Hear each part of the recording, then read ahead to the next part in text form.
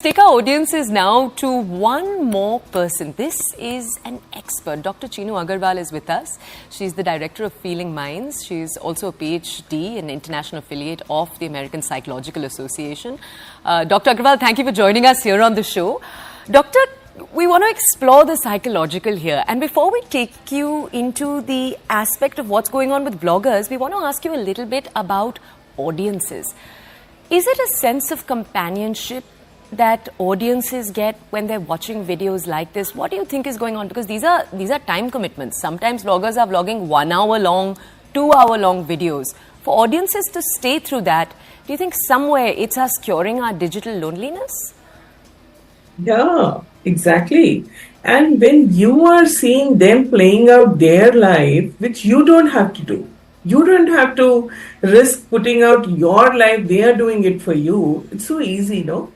To just watch people doing it and start commenting and relating to it. And of course, there is this hook of emotional connection that's there in this vlogs, which we are calling as parasocial relationships in psychology, where there is this one-way relationship that is happening from the blogger. You know, in our times also, when we were younger, we used to see these celebrities and heroes, and we used to start falling in love with them. And we have stories of how Rajesh Khanna's white car used to get, pink with lipsticks, and how girls used to go crazy with Ravi Shastri's match and all those things. So we were always, as Indians, very fond of celebrities and connecting with them and entering into their lives and knowing what's going on.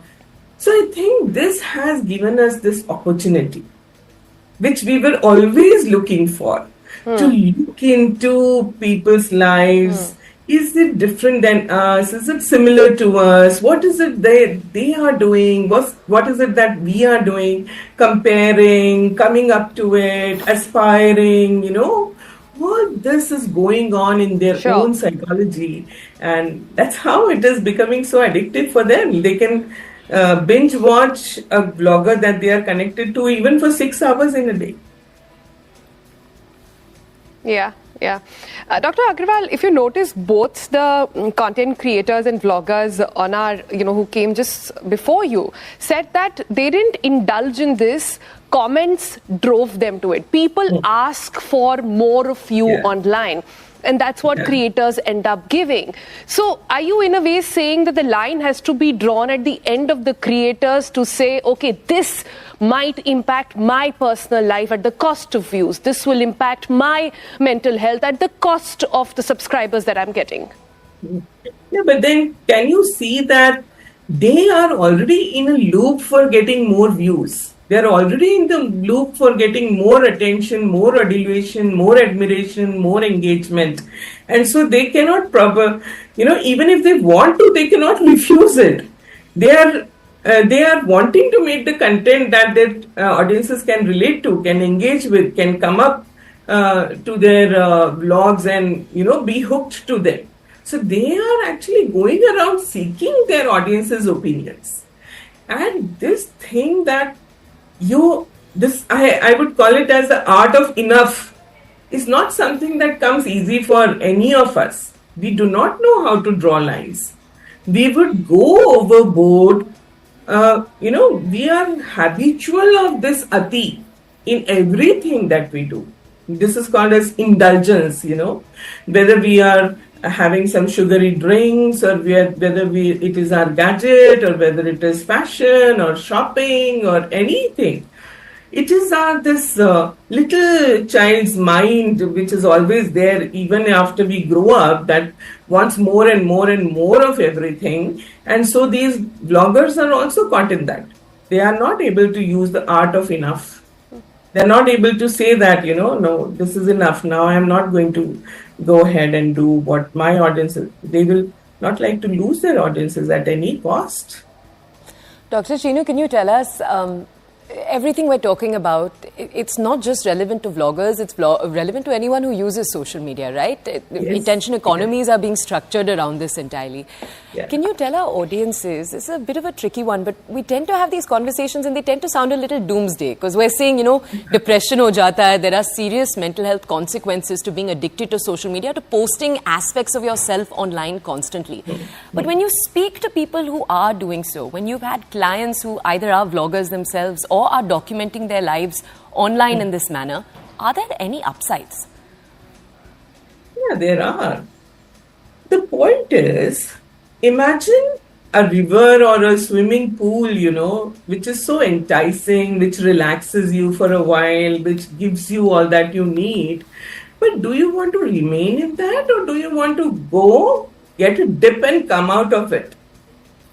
That's the trick over here. There are so many upsides. You are fulfilling your basic intrinsic need of social connection through this activity, which we are all born with. There is a theorist who says that we are born with something called a stimulus hunger. The babies, they want actual physical strokes. And so he has used the term stroke hunger. We are getting up every morning to earn strokes. Right now, I am earning strokes being on TV. Both of you are earning strokes. These bloggers are earning strokes. And we want to earn so many strokes in abundance that one day Sonal would like a crowd to gather around her whenever she goes in a mall. I would like people to recognize me on the airports and start asking for autographs. We all want so many strokes in abundance, and this hunger, it is insatiated. You cannot satiate it. Imagine Amitabh Bachchan once coming on his balcony and there are no people to wave to. What will happen to that person? We all want that kind of, stimulus constantly. And that is the downside of this vlogging as well. Wherein there will be a day when so many people are not going to turn up on your post, when there are not going to be so many likes, when there is going to be a comment session which criticizes you, which trolls you, which says that, nahi pasand aaya, what is it that you have put up? And then the imbalance that creates is the anxiety that my engagement should come, that my audiences should like whatever I am putting up, and then the actual reality facing it is going to be really harsh. You can see that these vloggers are not emotionally so mature to be able to deal with all these things. They are not getting, sessions from psychologists that how should you deal with this, and they are not having their own shrinks where they are going to handle all this pressure. Actually, Dr. Agrawal, the first wave of content creators have been very vocal about mental health, and they are the ones who've actually shown a lot of restraint. But many would argue that they've also reached a stature where they can choose to make those calls. But it's a constant learning curve. We're all adapting to social media and figuring out what the way forward is. But we have the last 2 minutes, so I wanted a parting comment from you on young content creators watching right now who worry, perhaps, but don't know how to stop and where to stop. To them, is there a balancing formula that you can share with them?